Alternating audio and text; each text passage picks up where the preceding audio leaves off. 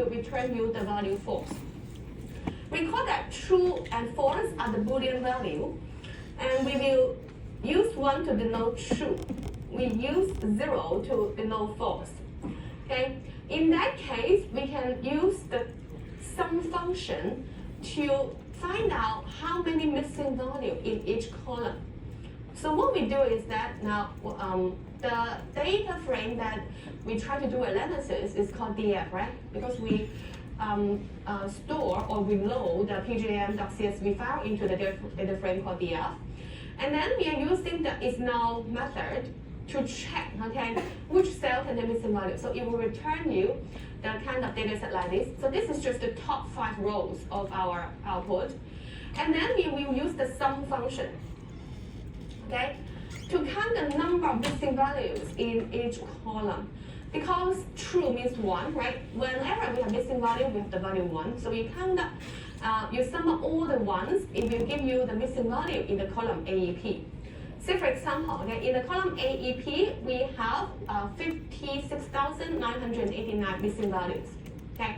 And then in the column weekday, so this is the column weekday, okay? Now we don't have missing value, so the number of missing value here will be equals to 0. Now since we are using the sum function again, so we will review the sum function. The sum function has the parameter access. If you specify the access equals to 1, that means that we are calculating the column sum. By default, we calculate the column sum.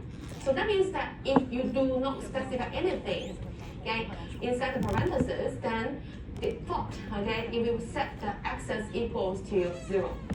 Access equals to 1 means that we are calculating the row sum.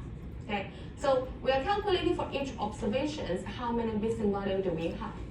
Now usually when we import the data, each row represents an observation. Each column represents a particular variable. So therefore, the isNow.sum function will tell you how many missing value in each column. That means in each variable. How many missing value do we have? Okay. So later on, depends on the proportion of missing value in each variable, we need to decide whether we should drop the rows or drop the columns or fill in a particular value, okay, for the missing. Now, if you want to count how many cells in your data set has missing value, so that means that in total, how many missing value do we have in our data set, then you can add another sum function, okay? And so what we do is now, df, this data frame, is the name that we store our data, okay? And then using the dot operator, followed by an isNow function, then you will have a data frame like this, either true or false, followed by the dot operator with the sum function, then you will have a table like this, right? Return you the number of missing value in each column in your data set. And then with the dot operator followed by another sum function, then you will count the total number of missing value in this table. Then you can see that in our data set, we have more than 1 million missing values. Now, just now we said that when we have missing value, we have different ways to deal with it, okay? We may drop the rows that contain missing value. We may drop the columns that contain missing value. We may also fill in the missing value by some number. So let's start by fill in, okay, the method fill in. So what we do is that we are using the fill NA method, okay? NA means not available. We fill in the cells that is not available. That means fill in the missing value. Now, there are different values you can fill in, depends on the type of the data. So what we do here is that now, previously, you can see that in our raw data. So this is just the top 5 rows in our data set, right? Now, you can see that in each column here, okay, we have missing value. Now, the value inside actually used to store the power consumption, okay, of a particular company. So if the power consumption is missing, we can treat it as 0. So there's no power consumption for the company. In that case, we can replace the missing value by the value 0. Okay?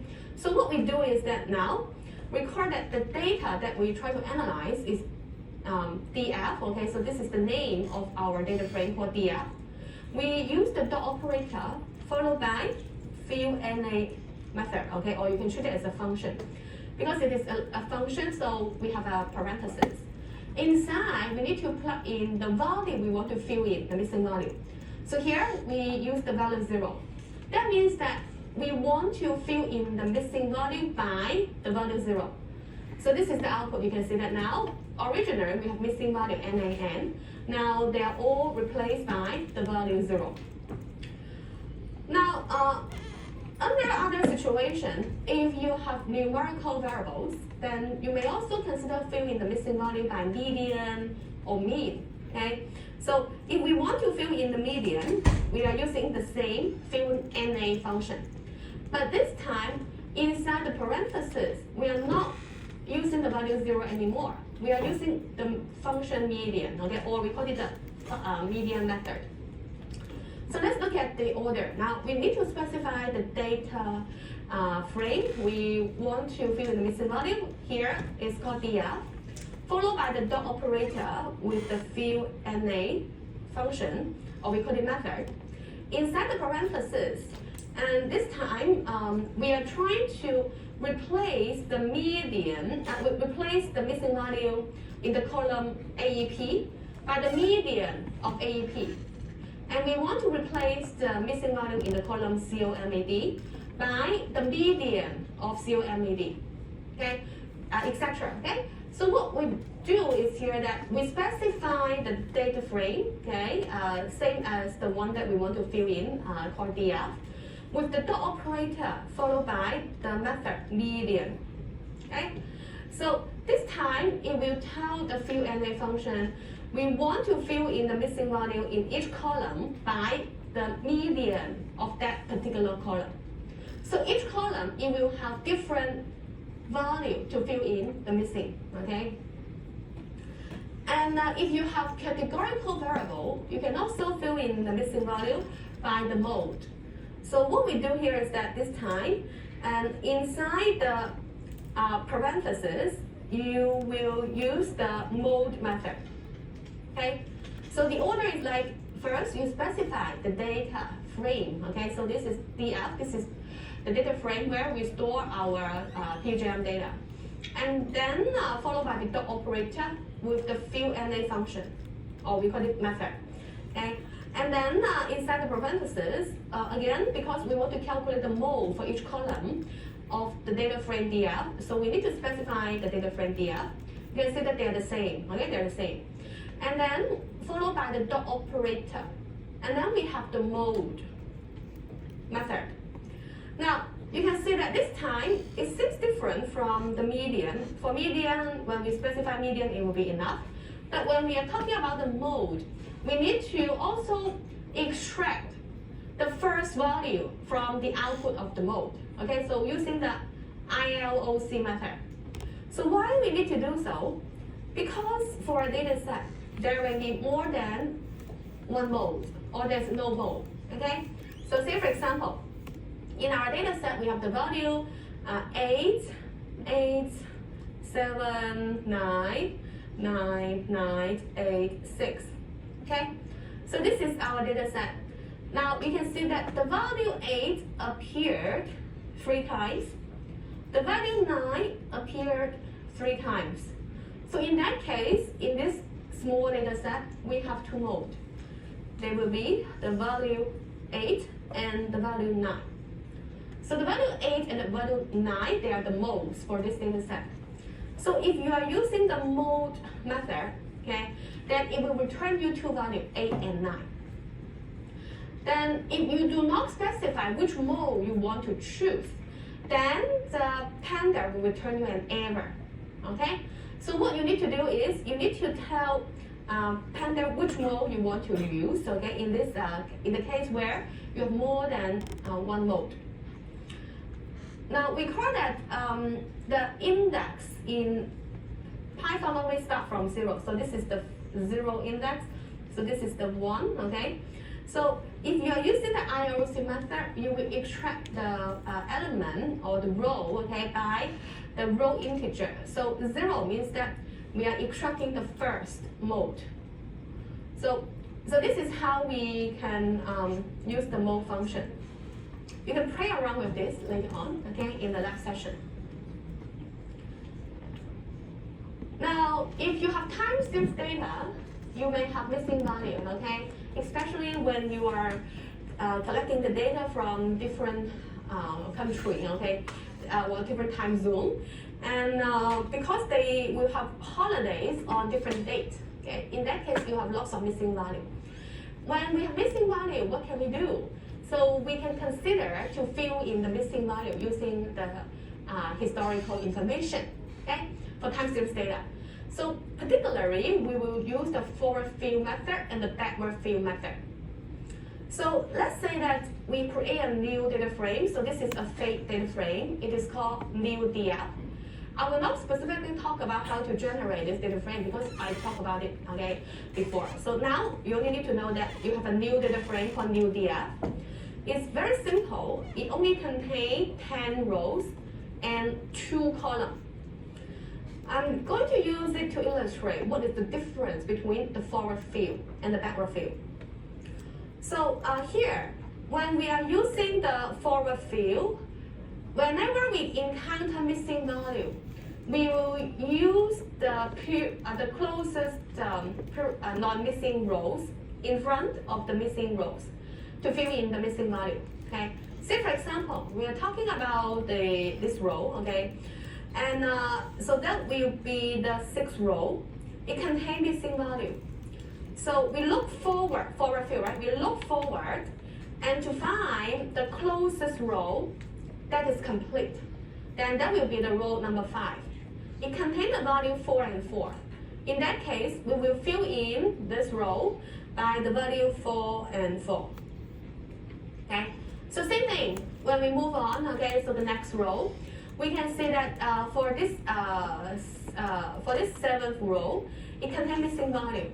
So we look forward to find the rows that are complete. So that will be the 5th row, right? It contains the value 4 and 4. So we fill in the value 4 and 4.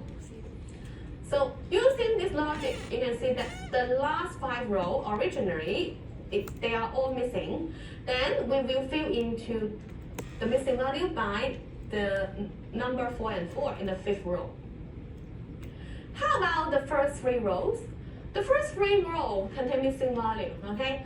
Let's see. In the first row, using the forward fill method, we look forward, but there's nothing, okay, in front of the first row. So we have nothing to fill in.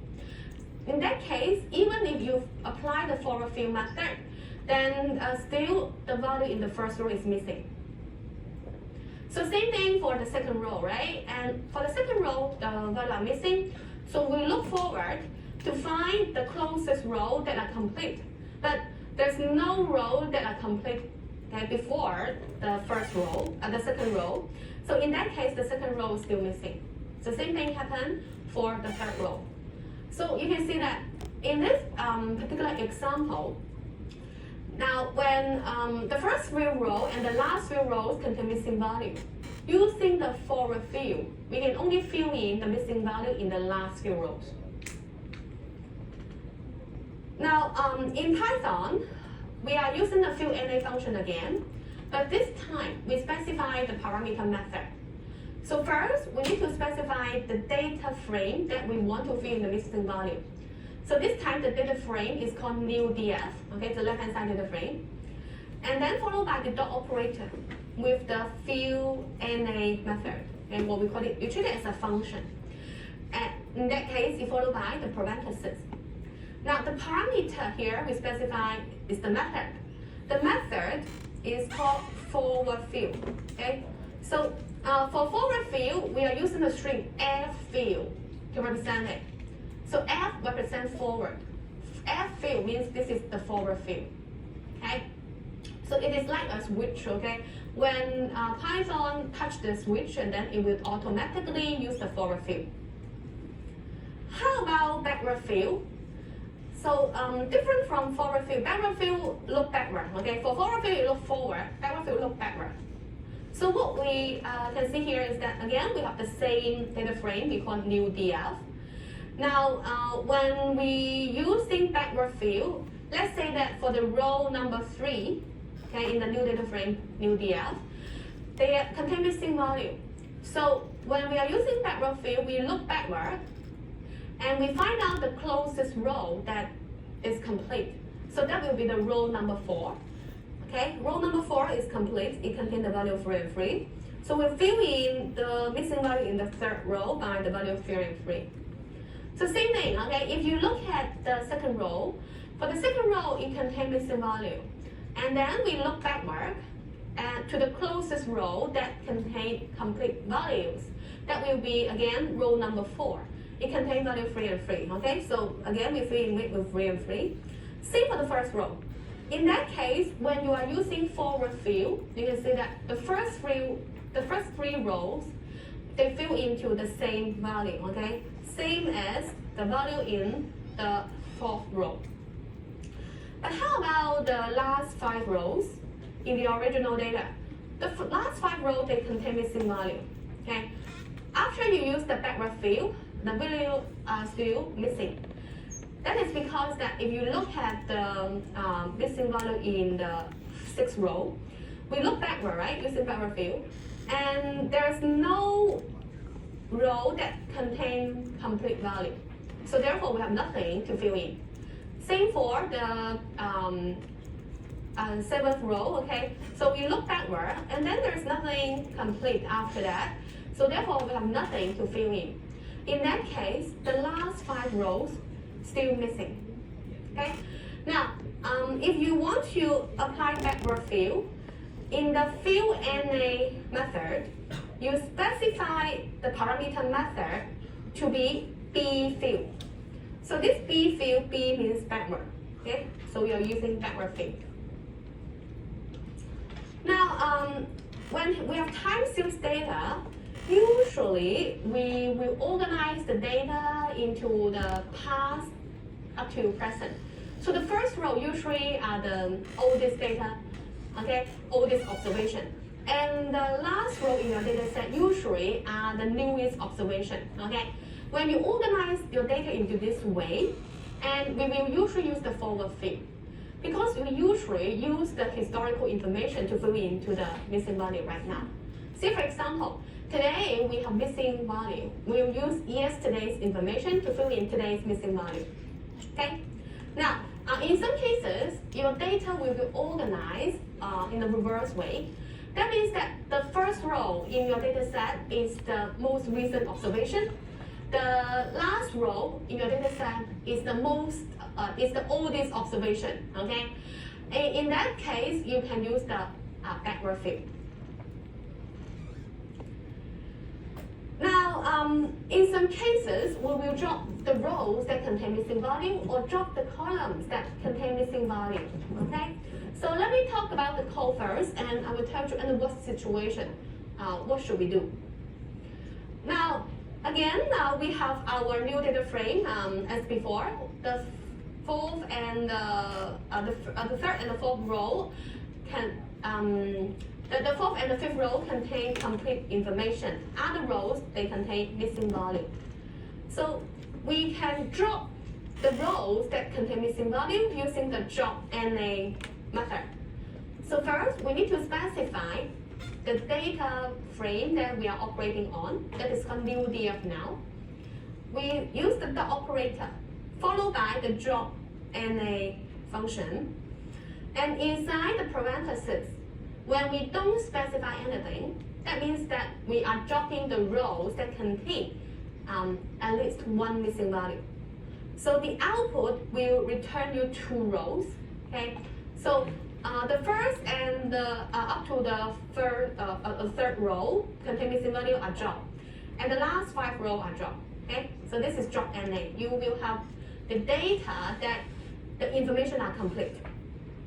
What if you want to drop the columns that contain missing value? In that case, you can specify the access inside the drop method. So what you do is that now, again, you will specify the data frame's name called new DF, followed by the dot operator with the drop NA method. And then inside the parentheses, you specify access equals to 1. Then you will drop the columns with at least one missing value. if you are using the drop method with access equal to 1 on the new data frame, so you would return an empty data frame because column A contains missing value, column B contains missing value. So you are dropping the column that contains missing value means that you will drop both column A and column B. So you may wonder, under what situation should we drop the rows? Under what situation should we drop the column, right? And under what situation should we fill in the missing value with some other number? Now, that depends on the percentage of missing value in the columns. So we are calculating the column percentage of the missing value. If in a column, the percentage of missing value is less than 5%, then you can drop the rows that contain missing value. If in a particular column, the percentage of missing value is larger than 25%, then you will drop those columns that contain missing value. Okay? Now, if the percentage of missing value in the column is a value between 5% and 25%, then you can consider fill in the missing value with 0 or mean or median or mode. Depends on the type of the variable. Now, say for example, we look at the new DF, okay, and we look at column A first. In column A, there are 8 values that are missing. So we're talking about column A. So 8 values missing out of 10 values. The sample size in the data set is 10. So 8 out of 10 values are missing in column A. So the proportion of missing value is equal to 80%.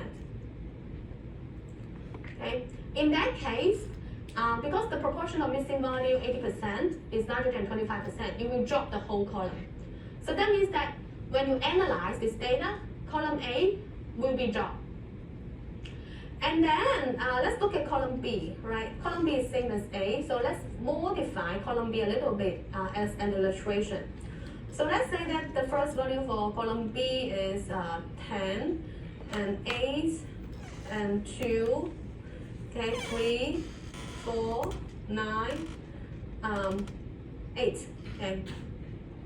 So let's say that in the modified column B, so I'm only using it as an illustration, okay? Only the last value is missing. So that means that 1 out of 10 value are missing. So in column B, the proportion of missing value is equal to 10%. So it will be a value between 5% and 25%. So we will suggest you to replace this missing value by the median of column B. Okay, so fill in the NA using the median. Now, if the column corresponding to a numerical variable, we will fill in with median or mode, with median or mean. Okay, we usually fill in with median because it will be more robust to the outlier. It is not affected by the outlier, right? Now, if the variable is numerical but it's symmetric, okay, then we can consider filling in with the mean.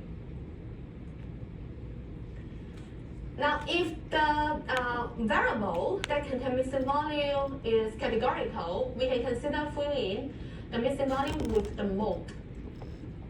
Depends on the type of the variable that contains missing value. Okay? So actually how you deal with the missing value can actually affect your analysis result later on.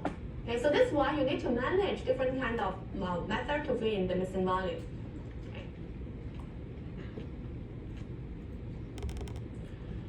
Now, time for us to talk about some interesting thing corresponding to time series data. We can consider using a rolling method to calculate the rolling average, or what we call the moving average, okay?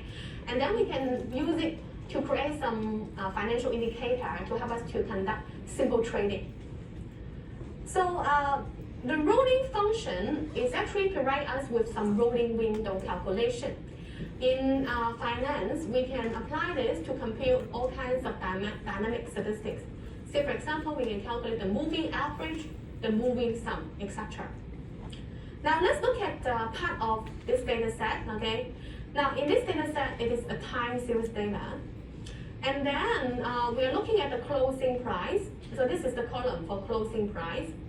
What we try to calculate is the 2-day moving average.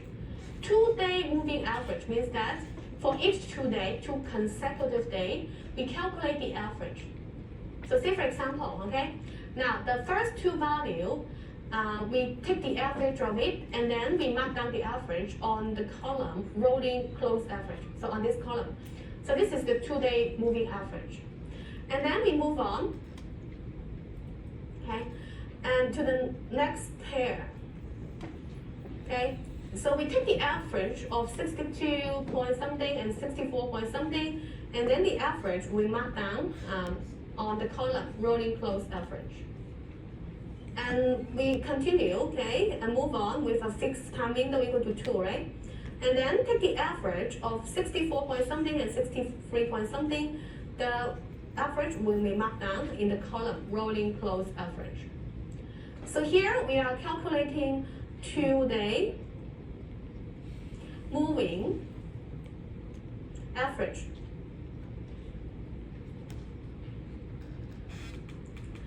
Okay, so in this case, the moving window, or we call the rolling window, okay, the window size is equal to 2. We can also calculate the rolling sum, okay? So let's look at the data. So this is the data, so I only extract part of it to illustrate the idea. Now, this time, the moving window is equals to 3. When the moving window is equal to 3, you can see that we take the first 3 value and sum up all 3 value. We have the value 35, and then we will mark down on the column. So this is the 3-day moving sum. Okay. So the first 3 value take the sum, okay, and we mark down, and then we move on. The next 3 value, okay, take the sum, and then we mark down, and the value we will record it in the column 3-day moving sum. Now, what you observe here is that when we are calculating the 2-day moving average, we have 1 missing value. When we calculate the 3-day moving sum, we have 2 missing values. Okay, why we have missing value here? That is because when we are calculating moving average, okay, the first few observations may not have enough data point to calculate the moving, okay, the moving statistic. Say for example, okay, we are looking at the first value. If we want to calculate the 2-day moving average here, then we need this value and the value before it. But there's no value before the first observation. So the first moving average will be missing. Okay? If we calculate 3-day moving average, then let's say for the first observation, if we want to calculate the 3-day moving average, we need 2 more observations in front of it. But we don't have it. So therefore, the first moving sum will be missing. For the second value in the column moving sum, then we need 3 value, right? So this is the third one, the second one, and the first one. But the first one is missing. So therefore, we have missing value here. Now, let's say that K is the number of, is the moving window, okay? So this is the moving window size, or we call the rolling window.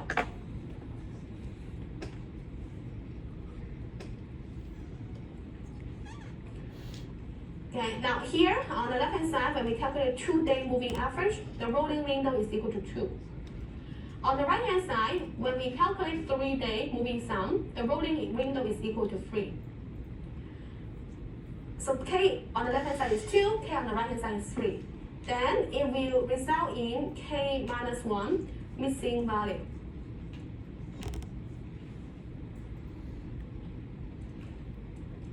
Okay, left-hand side ruling window equal to 2, and then we will have 1 missing value.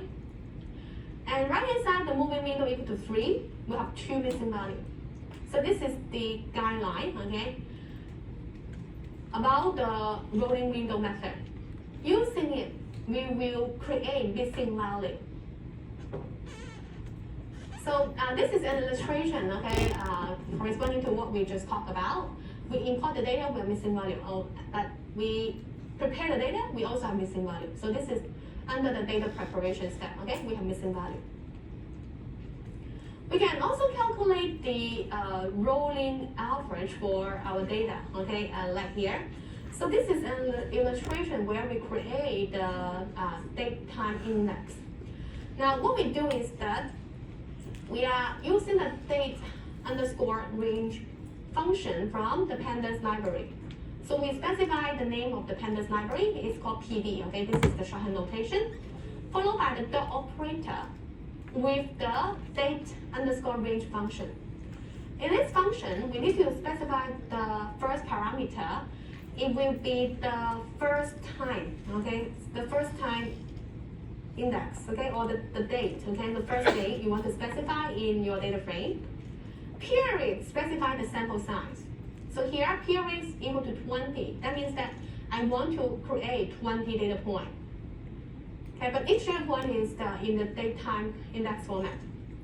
Frequency, specify whether you want to have the daily data, or monthly data, or yearly data. For daily data, we are using D, the string D to represent it. For monthly data, we are using the string M to represent it. For yearly data, we are using the string Y to represent it. Okay? So here we have daily data. You can see that this corresponding to January 5th, January the 6th, January the 7th. So this is the daily data. And we store the resulting datetime index into the object called dates.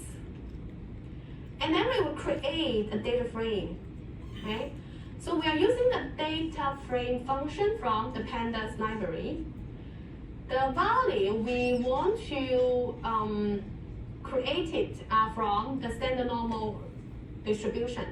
So we are using the random number generator, right? We refer to the NumPy library, sublibrary random, use the rand_n function. So the rand_n function is to generate random number from the standard normal distribution. We want to generate 20 random numbers. So inside is 20 because the sample size is equal to 20. And we specify the index to be the dates. We just create the dates. Index is the row name. So you can see that in the resulting data frame, we have the row name. Okay? It is the datetime index we just created. And then the column names for storing this random number is called daily return. So what we do is we are using the columns parameter, okay, equals to, okay, operator, and the square bracket, okay, to specify the column name. Because we may generate more than one column, right? So here, in general, we are using a list to store the column names. So therefore, daily return will be the column name for our data. So the resulting data frame we store into the object called stock. And then we are using the head method to track the top 5 rows of our data frame stock. So our data frame actually contains 20 data points, but here we use the head method only to track the first 5 rows. So right now we try to calculate the 5-day moving average, okay? Because in a week there are only 5 trading days, so we are using the 5-day moving average here. Now, what we want to do is we first need to create a new column called row mean 5. We use this is the new column name, okay?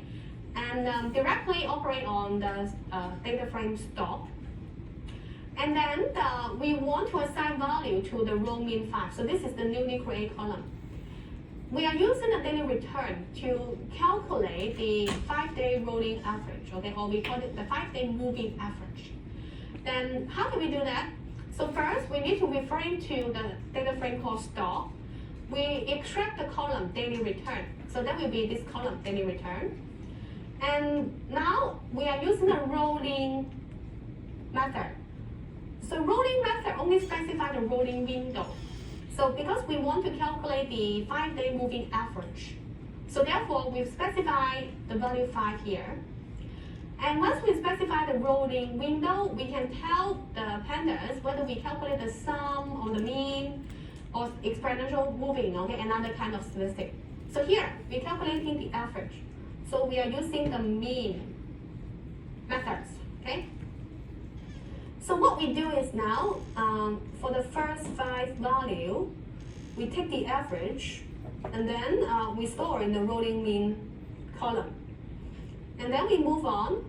For the next 5 values, okay, of course consecutive values, we calculate the average, and then we store in the column called row mean 5. And then we move on for the daily return column, right? So with a window equal to 5, so we take the average of this 5 value, and then we'll store in the column row mean 5. So this is the rolling method. I will show you a real data example, and to discuss with you how can we use this kind of moving average to develop a simple trading strategy.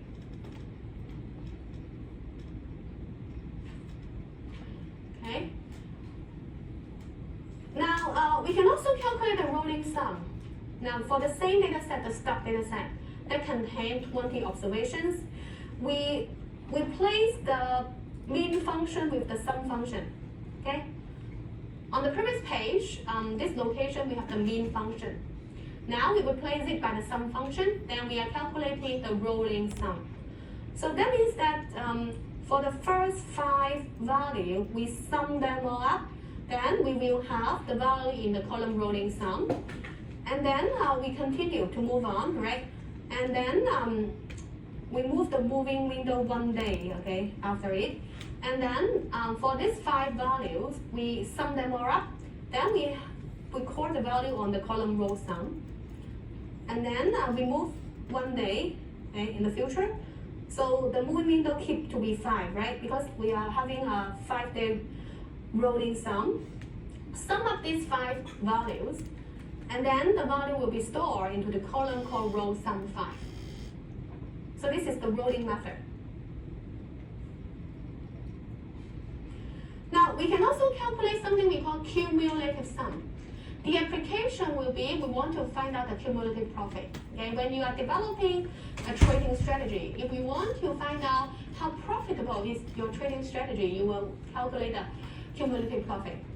Okay, so let's look at the function here. It is actually very simple, just Q sum. Okay, just Q sum. So what we do here is that we are using the daily return column to calculate something we call Q sum.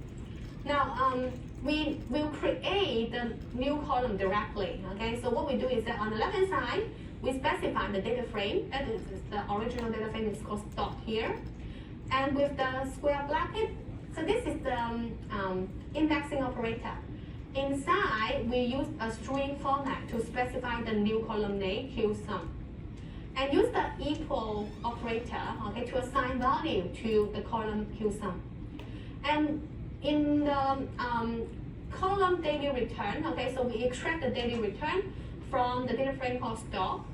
And then with a dot operator, followed by Q sum. Okay, so Q sum is to calculate the cumulative sum.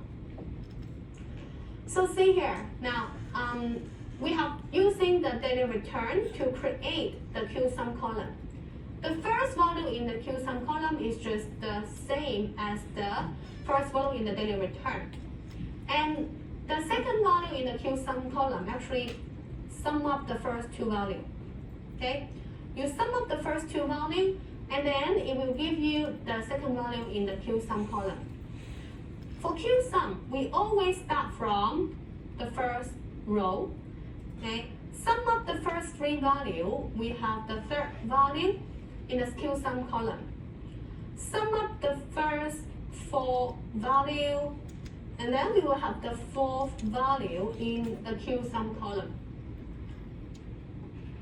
So you can see that the difference between the rolling sum and the Q sum is that for Q sum, we always start from the first row, okay, to calculate the summation. And for the row sum, the rolling window are fixed. So that means that each time we calculate the rolling sum, we will have a fixed number, okay, to do the summation. If we are calculating row sum 5, so that means we are calculating the rolling sum for 5 days. So each time we calculate the value in this column, we have 5 values.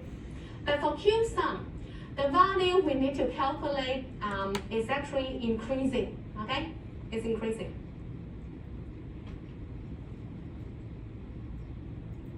So let's look at this practice, okay? Well, we have the real data. So that will be the Apple's 5-second tick data. We're trying to compute the fast signal of the price movement and the slow signal of the price movement. And make use of it, we're trying to create a simple trading strategy. Now, what we do here is that we compute the 30-day, actually not day, okay, 30-tick rolling average of the stock price as the fast signal, and the 80-day rolling average, actually not day, okay, here is not the daily data, is 80-tick rolling average of the stock price as the slow signal for the price movement. So let's look at the top 5 rows of our Apple data. When you download the data from Yahoo Finance, for example, okay, you may have open price, high price, lowest price in the day, and then closing price, adjusting closing price, etc. Now here, because this is not the daily data, so we don't have the adjusted closing price. Adjusted closing price is actually adjusting the close price by the dividend and stock split. Now here, this is the tick data, so you can see that we have the data for every 5 seconds. In that case, you will do the cameras exercise, okay? You go to the exercise topic 2, you have 4 exercises. After you finish the exercise, I will talk about the solution, and then I will discuss with you how to use those signals in order to trade the Apple stock. So you will have around 8 minutes for that to do the exercise. There are 4 exercises on canvas. That is the topic 2 exercise.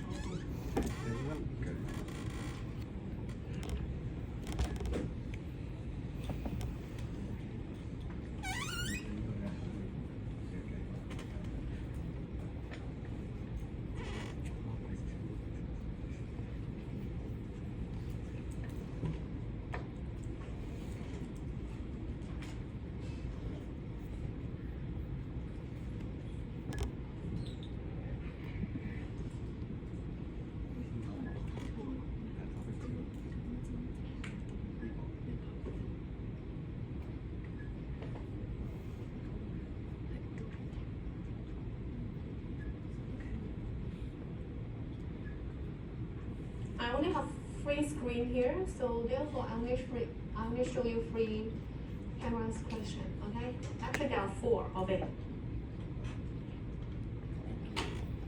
If you have questions, you can always raise your hand to ask me for help.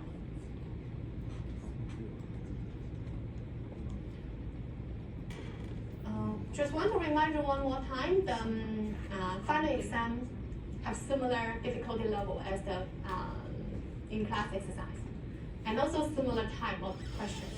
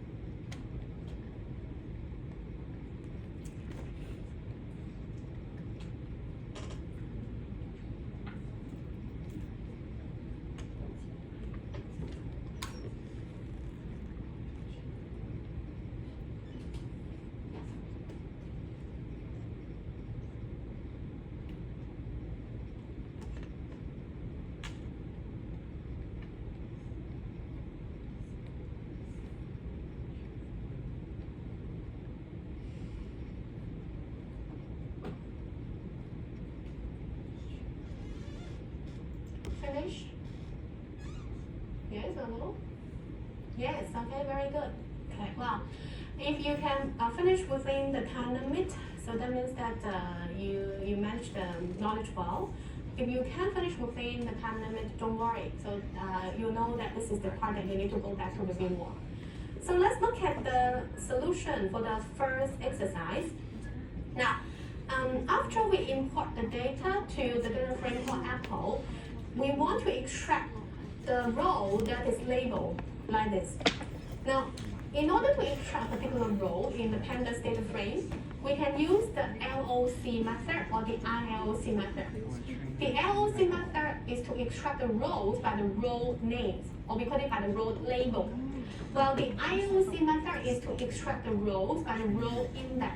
Okay, and that is the row index always start from 0. So 0, 1, 2, 3, 4.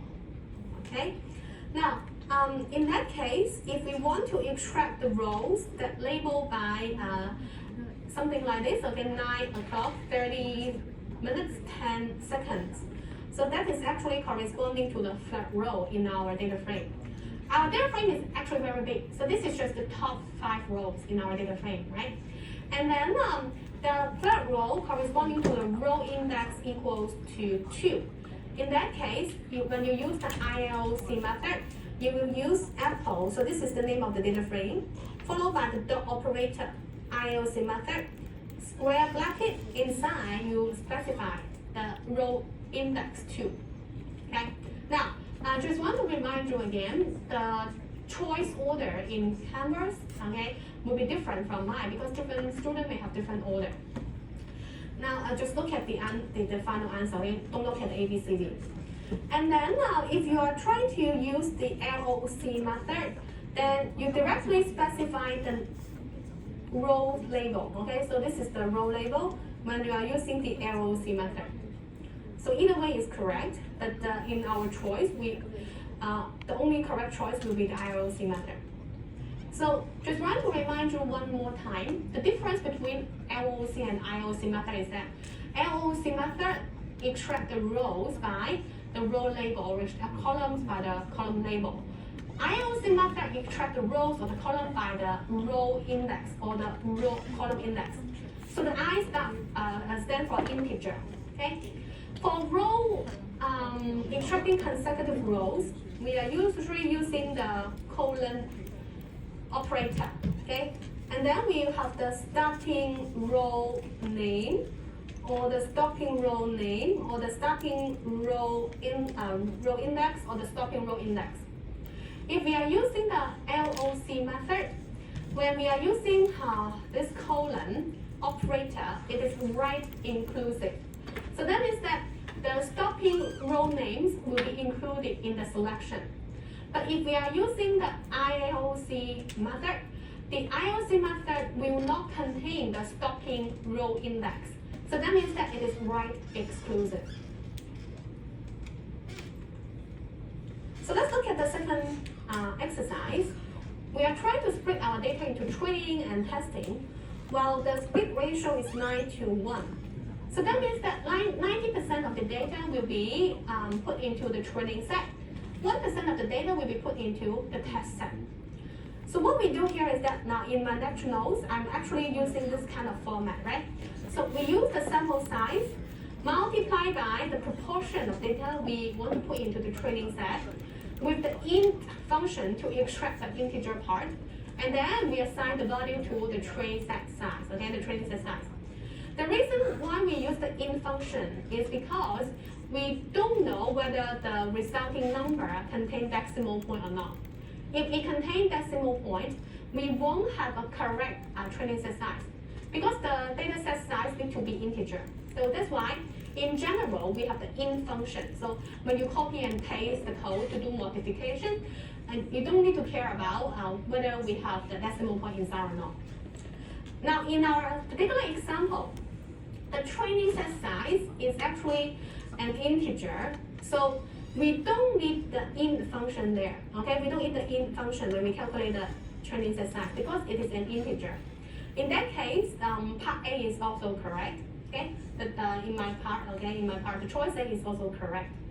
And then when you look at the choice C, in my slide here, when you calculate the test set size, you are using the sample size multiplied by the proportion of observation you put into the test set, which is 0.1.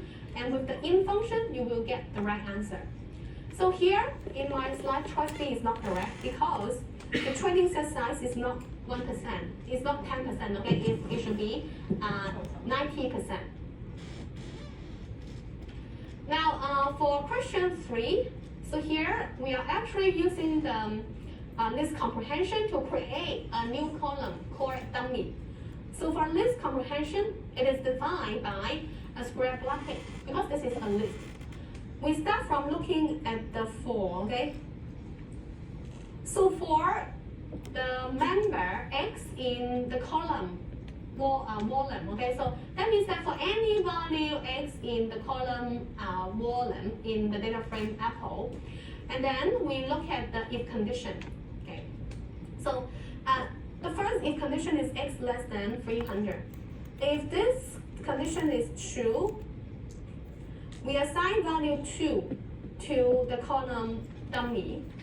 If this condition is false, so that means that if X is larger than or equals to 300, then we look at the else.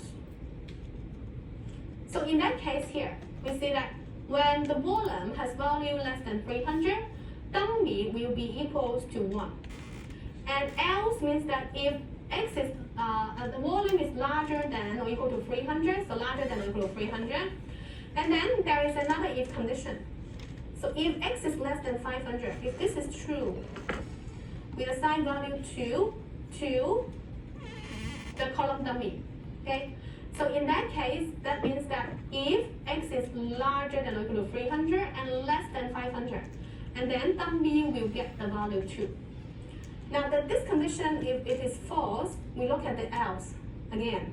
So that means that if X is larger than or equal to 500, then we look at the if condition in the else. Now this time, the condition is X less than 700. So if this condition is true, we will assign the value 3 to the column dummy. So that means that if X is larger than or equal to 500 and less than 700, so go to this condition, and then dummy will get the value 3. If this is false, we look at the else, okay? Continue, right? It's an if condition again. So if X is less than 900, if this is true, we assign the value 4 to the column dummy. So that means that if X is larger than or equals to 700 and less than 900, then dummy will get the value 4. Otherwise, so that means false. If this condition is false, we look at else. So else 5. It means that if X is larger than or equal to 900, then the dummy will get the value 5. In that case, we'll have the column dummy. So this is how you read the list comprehension. We're actually checking whether you know how to read the list comprehension. So now, the first value in the dummy column is 700 something. So 700 something is within this range. So dummy will be equals to 4. And the second and the third value, 500 something and 600 something, is within this range, 500 to 700. So dummy will be equals to 3. In that case, the answer will be 433. Okay. So next one, we are calculating the 30-tick rolling average using the rolling function. So you look at the rolling window, 30, that means k is equal to 30. So in that case, it will contain k minus 1 missing value, which is 30 minus 1 missing value. So which is 29 missing value. So when you are using the drop NA function, we are dropping the row that contain missing value, right? In that case, we will drop 29 rows because we have 29 missing values in the column, rolling average 30. So let's look at the output here. I just show you whether we really have 29 missing value. So in the data apple, okay, so this is the data frame apple, we are using the isNow function to check whether we have missing value. Use the sum function to calculate the number of missing value in each column. So you can see that in the column, rolling average, we have 29 missing value. Okay? So now we are ready to discuss the trading strategy. Okay? So what we see here is a time series plot. The blue curve corresponding to the time series plot of the Apple's tick data. And then the green curve corresponding to the fast signal, okay? So that is the 30-day moving average. The red curve corresponding to the slow signal, that is the 80, not any day, okay? 80 time period and moving average. So the kind of information we can extract here is that when the fast signal is above the slow signal, that is an indication that the stock price have a general upward trend. When the fast signal drop below the slow signal, that is an indication that the stock price has a general downward trend. Okay? So in that case, when you find out that the fast signal is above the slow signal, so this is the time period that you can buy the stock. So say for example, you can buy the stock here, okay, at this price. When the fast signal drop below the slow signal, so this is the indication that there's a downward trend, right? Then this is also the signal for you to sell the stock because the market goes down, right? So say for example, you sell the stock at this point. When you buy at a low price and sell at a higher price, you can earn profit. Okay? So this is a very simple trading strategy. You can use the fast and the slow signal, okay, to develop your trading strategy. Of course, the timing is very important, but that will be another ball game. So this is just a simple idea. Well, the thing is, when you actually conduct trading, you also need to consider the transaction fee. Sometimes, okay, your profit will eat up by the transaction fee. So let's take a break. We'll come back at 10 minutes past 5.